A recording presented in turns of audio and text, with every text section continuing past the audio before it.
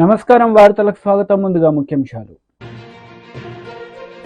మాజీ మంత్రి KTR press meet, పలు అంశాలపై వివరణ.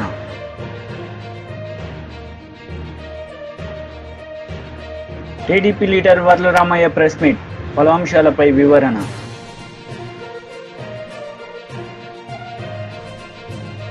టీడీపీ పోలిట్ బ్యూరో సభ్యులు వర్ల రామయ్య మీడియా సమావేశం నిర్వహించారు. ఈ సందర్భంగా సీఎం జగన్ రెడ్డిపై మండిపడ్డారు. సునీల్ కుమార్ అనే అధికారి ఎంపీ, చట్టబద్ధంగా ఎంపికైన ఎంపీని కాళ్ళకు కొడితే,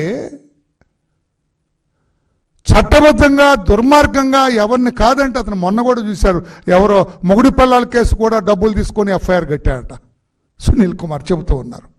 అటువంటి అధికారిని వీఆర్లో పెడితే అతని ఆత్మగౌరవం మీద పాశవిక దాడా, ఆటవిక దాడా? What is this nonsense? Group 1 పరీక్షల కుంభకోణంలో మెరిట్ విద్యార్థుల భవిష్యత్తును నాశనం చేసి ఇనప పాదాల కింద తొక్కేసిన ఐఏఎస్ని వీఆర్లో పెడితే మీకు ఇది ఆటవిక దాడిలా కనపడిందా? పాశవిక దాడిలాగా కనపడిందా? ఐఏఎస్ ఆఫీసర్ ఆ ఏపీపీఎస్సి నిరుద్యోగుల జీవితాలతో ఆడుకున్నాడు. అతను ఆడుకున్న ఆ దుర్మార్గుడైన ఐఏఎస్ ఆఫీసర్ని వీఆర్లో పెడితే నీకు పాపం అనిపించిందా? చంద్రబాబు గారు కాబట్టి వీఆర్తో పోనిచ్చాడు ఆయన. వీళ్ళందరూ కూడా సస్పెండ్ చేయండి, మేము సస్పెండ్ చేయమని అడిగాం. ఈ అధికారులందరూ కూడా they deserves to be suspended. Criminal కేసులు రిజిస్టర్ చేయాలి వీళ్ళందరి మీద. అంతటి ఘనాపాటీలు వీళ్ళందరూ ఈ రకంగా ఉంటే 170 మంది అడిషనల్ ఎస్పీ, డిఎస్పీ, సిఐల్ని నెలల తరబడి, సంవత్సరం తరబడి వీఆర్లో ఉంచారు జగన్మోహన్ రెడ్డి గారు, మీ ప్రభుత్వం. అప్పుడు మాట్లాడలేదు. ఇప్పుడు కొంతమంది ఎవరో మాట్లాడుతున్నారు, ఆ పని బాట లేని అధికారులు, ఖాళీగా ఉన్న అధికారులు. జగన్మోహన్ రెడ్డి గారి మోచేతి నీళ్లు గతంలో త్రాగిన కొంతమంది, నాకేం భయం, ఎప్పుడు తాగారు, ఎక్కడ తాగారని కూడా చెప్పగలను గట్టిగా మాట్లాడితే. జగన్మోహన్ రెడ్డి గారి మోచేతి నీళ్లు త్రాగిన కొంతమంది మాట్లాడుతున్నారు, అయ్యో అన్యాయం జరిగింది. రా ఒక చర్చకి. I will name certain officers who have been kept in వీఆర్లో పెట్టిన వాళ్ళ గురించి చరిత్ర నేను విప్పుతా. మీరు చర్చకి రండి. ప్రభుత్వం ఇంకా ఈ అవినీతి అధికారుల పట్ల ఇంకా ఉదాసీనతగానే ఉంది. చంద్రబాబు గారు ఇంకా వీళ్ళ పట్ల దయతోటే ఉన్నాడు ఆయన, అంతేగాని వేరే కాదు అని చెప్పి కూడా నేను తెలియచేస్తూ ఉన్నాను. నేను ఇంకొకటి చెబుతాను. జగన్ దుర్మార్గానికి, దురాఘాతాలకి బలైన ఉన్నతాధికారులు కొందరు గురించి చెబుతాను నేను.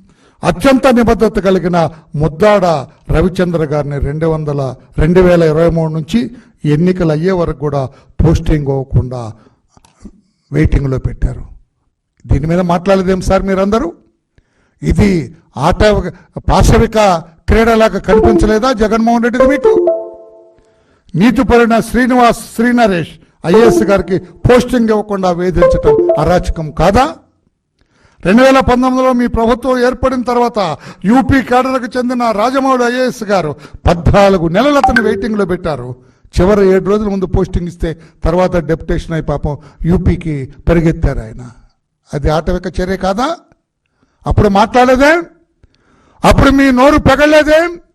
స్వరంజిత్ సేన్ గారు, ఇంకొక ఎవరైనా రిటైర్డ్ ఐఏఎస్ అన్న కృష్ణారావు గారు, అప్పుడు మీ నోళ్ళు పెగలేదే? ఇప్పుడు ఏదో జగన్మోహన్ రెడ్డి గారి టీంకి ఏదో బాధ కలిగిందని మీరెక్కువ బాధపడుతూ ఉన్నారు. వై? అప్పుడు ఏమైంది మీ నోరు? What is this non sense అని అడగలేదేమి జగన్మోహన్ రెడ్డి గారిని? విజయసాయి రెడ్డి అంటే A2 అత్యంత నేర చరిత్ర కలిగిన విజయసాయి రెడ్డి ఎంపీ అండి. ఎంపీ బాగా పరిచయాలు ఉన్నాయి రాష్ట్రంతో ఆయనకి. వైజాగ్ అంటే బాగా గుర్తొస్తాడు ఆయన.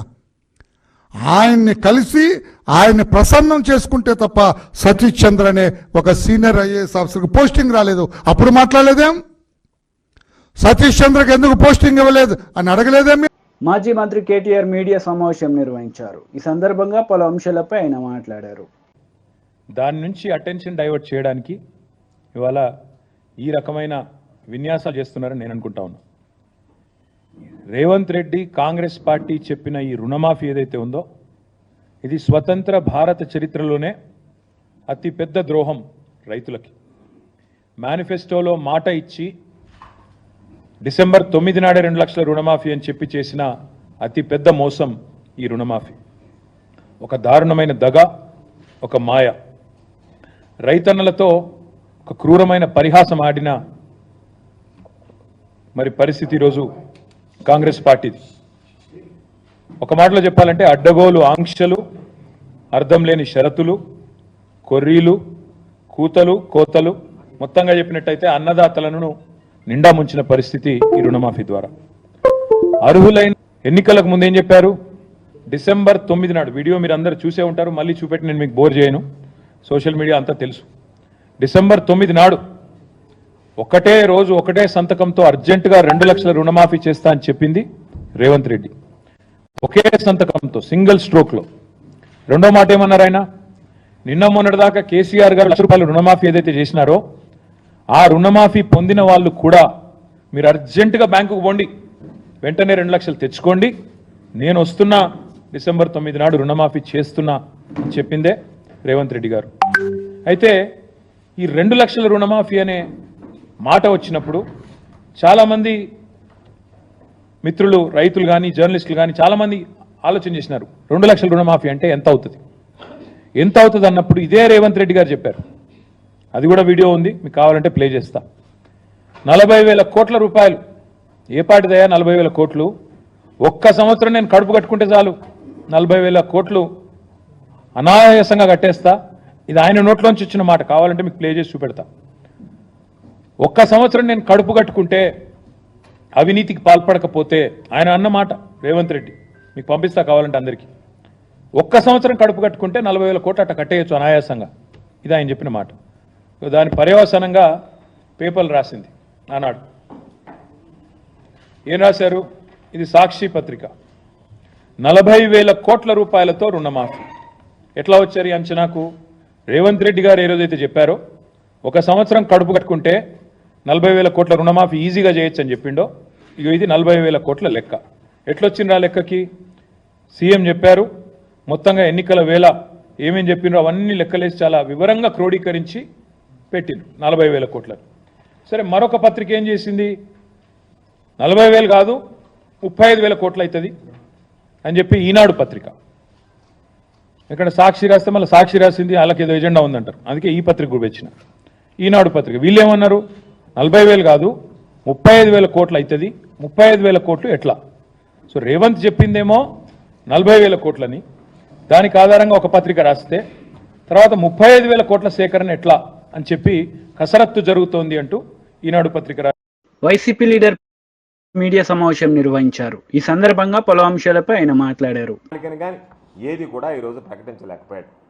ఈరోజు జగన్మోహన్ రెడ్డి గారి మీద మేము కక్ష కట్టాం, కక్షపూరితంగా వ్యవహరిస్తాం, రాజకీయ వేధింపులుంటాయి, కక్ష సాధింపులకు పాల్పడతాం అనేటువంటి పరోక్షంగా ప్రత్యక్షంగా సంకేతాలు ఇచ్చాడు తప్ప ప్రజలకు ఎటువంటి మేలు చేస్తాం అనేటువంటి దాఖలాలు లేవు.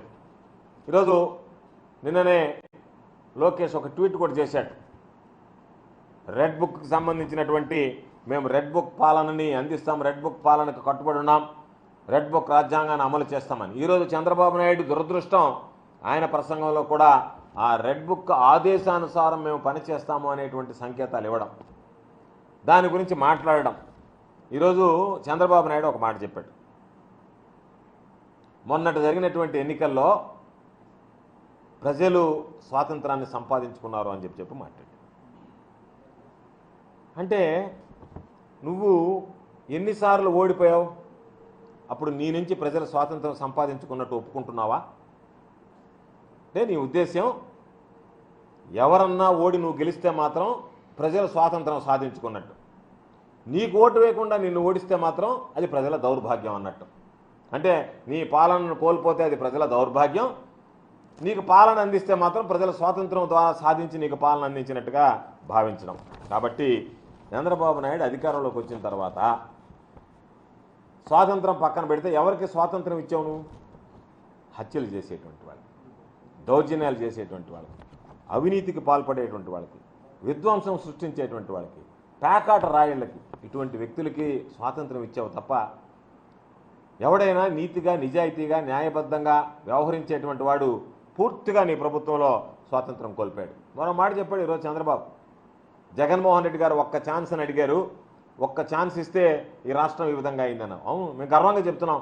జగన్మోహన్ రెడ్డి గారికి ఒక్క ఛాన్స్ ఇస్తే చంద్రబాబు నాయుడు జీవితంలో చేతకానటువంటి చంద్రబాబు నాయుడు 4 సార్లు ఈ రాష్ట్రానికి ముఖ్యమంత్రిగా పనిచేస్తే డీబీటీ ద్వారా 4,000 కోట్ల రూపాయలు ఇవ్వలేకపోయినటువంటి అసమర్థుడుగా ఉన్నటువంటి చంద్రబాబు నాయుడు గుర్తుంచుకోవాల్సింది. జగన్మోహన్ రెడ్డి గారికి ఒక్క ఛాన్స్ ఇస్తే 2,71,000 కోట్ల రూపాయలు ఈరోజు డీబీటీ ద్వారా నేరుగా పారదర్శకంగా ఎవరికి సంబంధం లేకుండా ఈరోజు ప్రజలకు అందించేటువంటి కార్యక్రమానికి జగన్మోహన్ రెడ్డి గారు నాంది పలికాడు. అదేవిధంగా ఈరోజు అనేక రంగాలు, విద్యలో కానీ, వైద్యం కానీ, వ్యవసాయ రంగాలకు సంబంధించి కానీ ఎక్కడా ప్రజలు ఎటువంటి ఇబ్బందులు పడకూడదనేటువంటి ఆలోచన చేసి ఈరోజు ఆ రంగాలకు సంబంధించి అన్ని విధాలు కూడా అండగా నిలిచినటువంటి పరిస్థితి అని చెప్పి మీ అందరికీ సందర్భంగా గుర్తు చేస్తున్నాను. కాబట్టి ఇటువంటి పరిస్థితుల్లో చంద్రబాబు నాయుడు జీవితంలో జరగనటువంటి పనులు, చంద్రబాబు నాయుడు 4 సంవత్సరాలుగా ఉన్నప్పుడు కనీసం చంద్రబాబు నాయుడుకు గుర్తుకు రానటువంటి పనులు, చంద్రబాబు నాయుడు ఆలోచన కూడా చేయడానికి సాహసించినటువంటి పనులు జగన్మోహన్ రెడ్డి గారు ఈరోజు ప్రజలకు అండగా నిలిచి ప్రజలకు అనేక రకాలైనటువంటి అభివృద్ధి సంక్షేమ కార్యక్రమాలు అమలు చేయడం జరిగింది. ఈరోజు చంద్రబాబు నాయుడు టెర్రరిస్టులాగా వ్యవహరించినారు, టెర్రరిజం గురించి మాట్లాడుతుంటే దొంగ అన్నట్టుగా ఈరోజు చంద్రబాబు నాయుడు టెర్రరిజం గురించి మాట్లాడుతున్నాడు. చంద్రబాబు నాయుడు నియంత పాలన గురించి మాట్లాడుతున్నాడు. చంద్రబాబు నాయుడు కన్నా నియంత, చంద్రబాబు నాయుడు కన్నా ఈరోజు టెర్రరిజం సృష్టించినటువంటి వాడు, టెర్రరిస్టులాగా పరిపాలించినటువంటి వాడు ఆంధ్ర రాష్ట్ర చరిత్రలో బహుశా ఎవ్వరూ లేరు. గడిచినటువంటి ఎన్నికల ఫలితాలు ఒక్కసారి చూస్తే ఎన్నికల ఫలితాలు వచ్చిన రోజు నుంచే ఈరోజు టీడీపీకి సంబంధించినటువంటి వ్యక్తులు, తెలుగుదేశం పార్టీకి సంబంధించినటువంటి కార్యకర్తలు, గూండాలు ఈరోజు నేరుగా యథేచ్ఛగా ఎప్పుడు ప్రజలు కనీ విని ఎరుగని రీతిలో విధ్వంసం సృష్టించారు. ఎన్ని రకాలైనటువంటి దాడులు జరిగాయి, ఎన్ని రకాలైనటువంటి హత్యలు జరిగాయి, ఎన్ని రకాలైనటువంటి ఈరోజు జరగకూడనటువంటి అనేక కార్యక్రమాలు చోటు చేసుకున్నాయి. ఇవన్నీ ఒక్కసారి ఆలోచన చేస్తే బహుశా చంద్రబాబు నాయుడు కూడా ఒక్కసారి సిగ్గుపడాల్సినటువంటి పరిస్థితి ఏర్పడుతుంది. రాష్ట్రానికి ఒక పెద్దలాగా వ్యవహరించాల్సినటువంటి వాడు, ఏదన్నా పొరపాటు జరిగితే వాటిని నియంత్రించాల్సినటువంటి వాడు, నియంత్రించగలిగేటువంటి స్థానంలో ఉన్నటువంటి వాడు ఒక ముఠా నాయకుడిగా వ్యవహరిస్తే ఏ విధంగా ఉంటుందనేటువంటిది ఈరోజు రాష్ట్రంలో చంద్రబాబు నాయుడు ముఖ్యమంత్రిగా పనిచేస్తున్నాడా, ముఠా నాయకుడిగా వ్యవహరిస్తున్నాడా అనేటువంటిది ఈరోజు ప్రజలే ఈరోజు అర్థం చేసుకునేటువంటి పరిస్థితి అని చెప్పి సందర్భంగా తెలియజేస్తున్నారు. చంద్రబాబు నాయుడు చెప్పాడు, అమరావతిని పురిట్లోనే చంపేశారని చెప్పి. అమరావతిని అసలు పురిట్లో చంపేయడానికి కారకుడు ఎవరు, ఎక్కడ రాజధాని పెట్టాలనేటువంటి ఆలోచన చేసి నీ ధనదాహం కోసం నీవు ఎక్కడైతే రియల్ ఎస్టేట్ వ్యాపారం ద్వారా డబ్బు సంపాదనకు అనుకూలంగా ఉంటుందనేటువంటి ఆలోచనలో పడి ప్రజల శ్రేయస్సును విస్మరించి ఎక్కడ నీకు భూమి దొరుకుతుంది, ఎక్కడ నువ్వు రియల్ ఎస్టేట్ వ్యాపారాన్ని అభివృద్ధి చేసుకోగలవు, ఎక్కడ నువ్వు సంపాదించుకోగలవు అనేటువంటి దాని మీద దృష్టి పెట్టావు తప్ప ప్రజలకు సంబంధించి ప్రజా రాజధాని కావాలనేటువంటి దాని మీద దృష్టి పెట్టలేదు.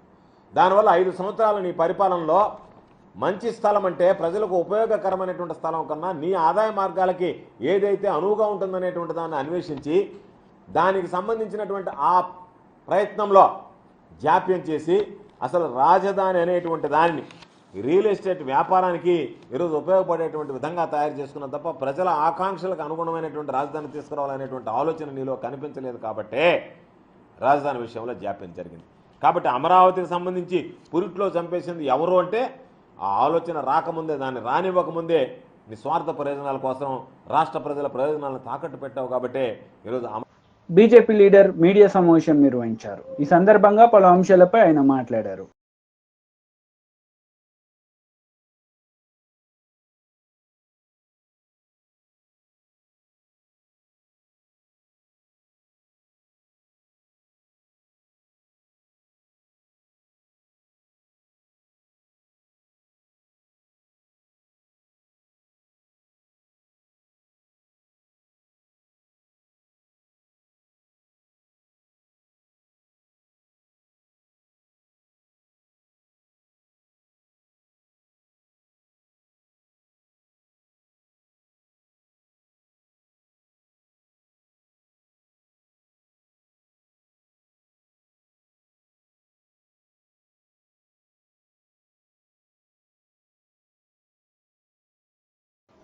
బీఆర్ఎస్ లీడర్ మీడియా సమావేశం నిర్వహించారు. ఈ సందర్భంగా పలు అంశాలపై ఆయన మాట్లాడారు. రుణమాఫీ చేసినటువంటి విషయాన్ని ప్రజల్లోకి బలంగా బీఆర్ఎస్ పార్టీ తీసుకొని పోతుంది అనేటటువంటి భయంతో ఈ విషయం నుంచి ప్రజల దృష్టిని మరల్చాలనేటటువంటి కుట్రతోనే రేవంత్ రెడ్డి నిన్న ముఖ్యమంత్రి హోదాలో ఉన్నటువంటి వ్యక్తి మాట్లాడకూడని భాష నిన్న కేసీఆర్ గారి గురించి, హరీష్ రావు గారి గురించి మాట్లాడింది. అంతేకాకుండా గతంలో యాసంగి సీజన్లో రైతు బంధు కొంతమందికి మాత్రమే ఇచ్చారు ఈ రాష్ట్రంలో. తర్వాత మొన్న వానాకాలం సీజన్లో రైతు భరోసా అసలు మొదలే పెట్టలేరు. తర్వాత నెక్స్ట్ యాసంగి సీజన్కి సంబంధించి కూడా రైతు భరోసా మొదలు పెట్టరు అన్నటువంటి గ్యారంటీ లేదు. కాబట్టి ఎక్కడ బీఆర్ఎస్ పార్టీ ప్రధాన ప్రతిపక్షంగా ఈ సందర్భంలో గతంలో నుంచి మేము మాట్లాడుతున్నాం, మళ్ళీ ఇప్పుడు కూడా చాలా బలంగా రైతుల పక్షాన రైతు భరోసా ఖచ్చితంగా తెలంగాణ రైతాంగానికి మీరు మాటిచ్చినట్టుగా, హామీ ఇచ్చినట్టుగా దాన్ని నెరవేర్చాలని చెప్పి మేము ఎక్కడ అడుగుతాము అనేటటువంటి దాంట్లో నుంచే నిన్న రేవంత్ రెడ్డి విషయాలన్నింటినీ డైవర్ట్ చేసి ఈ తిట్ల దండకాన్ని అందుకున్నాడు. సో ఇదొక స్ట్రాటజీతోని అటెన్షన్ డైవర్షన్ పాలిటిక్స్ ముఖ్యమంత్రి రేవంత్ రెడ్డి చేస్తూ ఉన్నాడు. ఫ్రస్ట్రేషన్లు మాట్లాడుతున్నాడు, ఆగమాగమై మాట్లాడుతున్నాడు.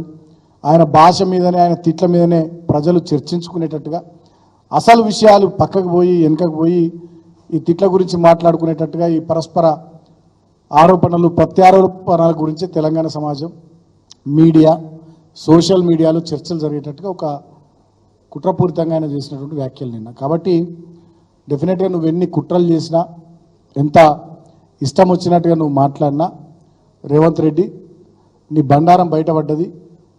నీ చేతగానితనం, నీ దద్దమ్మతనం ఇవాళ తెలంగాణ రైతాంగానికి, తెలంగాణ సమాజానికి అర్థమైంది.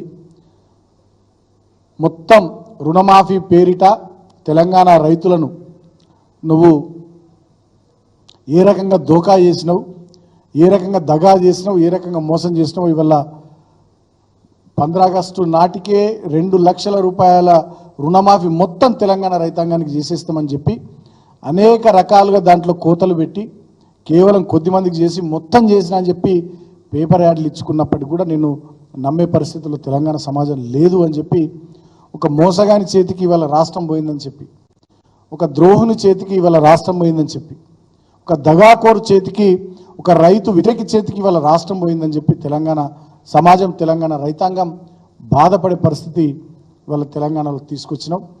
సో దాని నుండి నువ్వు తప్పించుకోవడానికి కేసీఆర్ గారిని పట్టుకొని, హరీష్ రావు గారిని పట్టుకొని ఇష్టం వచ్చినట్టుగా మాట్లాడుతున్నావు. దీన్ని కూడా తెలంగాణ సమాజం డెఫినెట్గా గమనిస్తున్నది.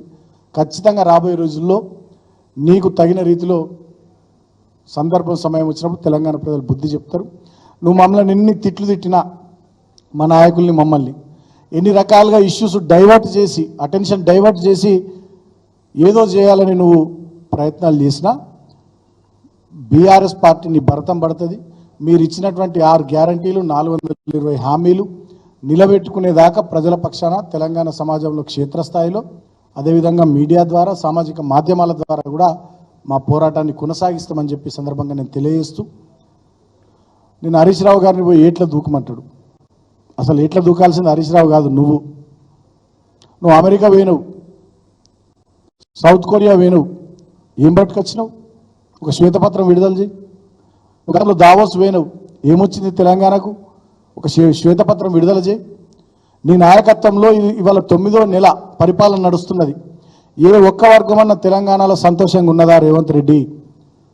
గురుకులాల్లో, మా హయాంలో గురుకులాలు ఎట్లా వరదిలినాయి బీఆర్ఎస్ పార్టీ ప్రభుత్వంలో, ఇవాళ గురుకులాల పరిస్థితి ఏంది? ఇవాళ నిరుద్యోగుల పరిస్థితి ఏంది? అదేవిధంగా ఇవాళ ఉద్యోగులు జేఏసీ ఏర్పాటు చేసుకుని మళ్ళా పోరుబాట పట్టిర్రు. వాళ్ళ డిఏల కోసం, వాళ్ళ ఐఆర్ కోసం, వాళ్ళ పిఆర్సీ కోసం, వాళ్ళ ఫిట్మెంట్ కోసం మళ్ళా పోరాట బాట ఉద్యోగులు పట్టిర్రు. రైతాంగం అంతా ఇవాళ కరెంటు చక్కగా వస్తలేదు, నీళ్లు చక్కగా వస్తలేవు, రుణమాఫీ జరుగుతలేదు, రైతు భరోసా లేదు, పంటలు కొంటలేరు, ఊళ్ళల్లో చాలా ఇబ్బందికరమైనటువంటి పరిస్థితి ఉందని చెప్పి రైతాంగం అంతా ఆందోళనలో ఉన్నారు. టీడీపీ లీడర్ మీడియా సమావేశం నిర్వహించారు. ఈ సందర్భంగా పలు అంశాలపై ఆయన మాట్లాడారు. ఆయన విగ్రహాన్ని వీళ్ళు రాజకీయానికి వాడుకుంటా ఉన్నారు. ఆయన విగ్రహాలకి వైసీపీ రంగులేసినప్పుడు ఈ నాయకులు ఏమయ్యారు? అమలాపురం, పిఠాపురం, అనంతపురాల్లో అంబేద్కర్ గారి విగ్రహాలు ధ్వంసం చేసినప్పుడు ఈ వైసీపీ నాయకులు ఏమయ్యారని చెప్పి నేను అడుగుతున్నా. ఈరోజు వైసీపీ నేతలే అంబేద్కర్ గారికి ఏదో వారసులైనట్టు మాట్లాడుతున్నారు సిగ్గు లేకుండా. అసలు వీడెవడన్నా కడుపుకు అన్నం తింటున్నారా అని చెప్పి నేను అడుగుతున్నా. దళితులకు సంబంధించినటువంటి 27 పథకాలు అడ్డగోలుగా రద్దు చేసినప్పుడు జగన్మోహన్ రెడ్డి ఏమయ్యారా, మీరు బుద్ధి ఉందా మీకు? నోరు తెరవకుండా కూర్చున్నారు మీరు. చంద్రబాబు నాయుడు గారు ప్రవేశపెట్టినటువంటి విదేశీ విద్యానిధి పథకానికి డాక్టర్ బిఆర్ అంబేద్కర్ విదేశీ విద్యానిధి పథకం అని పేరుంటే ఆ పేరు తీసేసి 4 ఏళ్ళు అసలు పథకం అమలు చేయకుండా చివరి సంవత్సరం పథకానికి జగన్మోహన్ రెడ్డి విద్యానిధి పథకం అని చెప్పి పేరు మార్చుకుంటే ఈ సిగ్గులేని నాయకుడు ఒక్కడు నోరు మెదపల. 45,000 కోట్ల రూపాయలు దళితులకు మాత్రమే చెందాల్సినటువంటి సప్లాన్ నిధులు అడ్డగోలుగా దారి మళ్లిస్తే ఒక్క నాయకుడు కూడా నోరు మెదపల. దళితులకు మాత్రమే ఆ రోజు అమలు చేస్తున్నటువంటి పథకాలు 27 పథకాలు చంద్రబాబు నాయుడు గారు అమలు చేసిన పథకాలు 27 పథకాలు రద్దు చేస్తే ఒక్క నాయకుడు నోరు మెదపల. సిగ్గు లేకుండా ఇంక ఈ రాష్ట్రంలో దాలలేదని ఢిల్లీ పోయి ఎస్సీ కమిషన్ కలుస్తారంట. ఇది విహారయాత్రలో పోయినట్టున్నారు వీళ్ళు.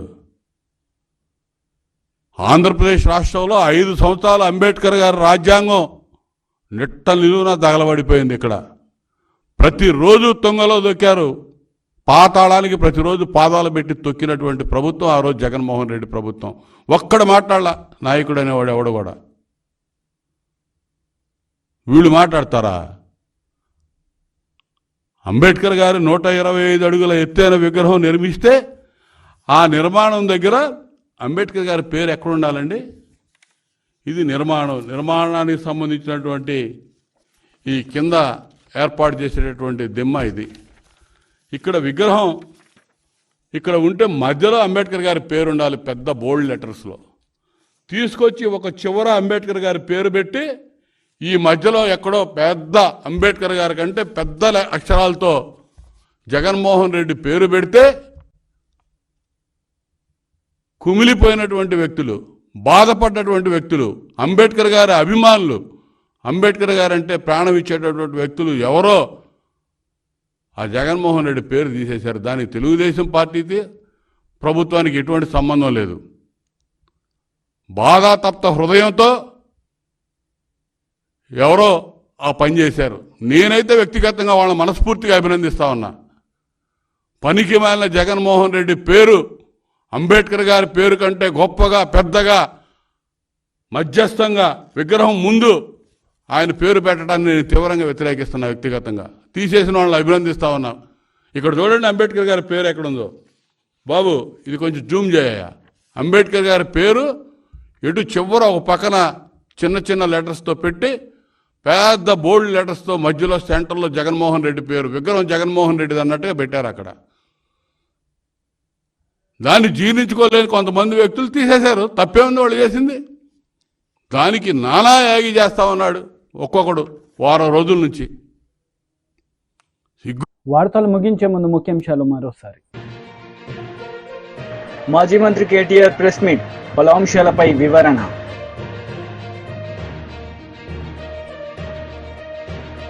TDP leader Varla Ramaiah press meet, పలు అంశాలపై వివరణ.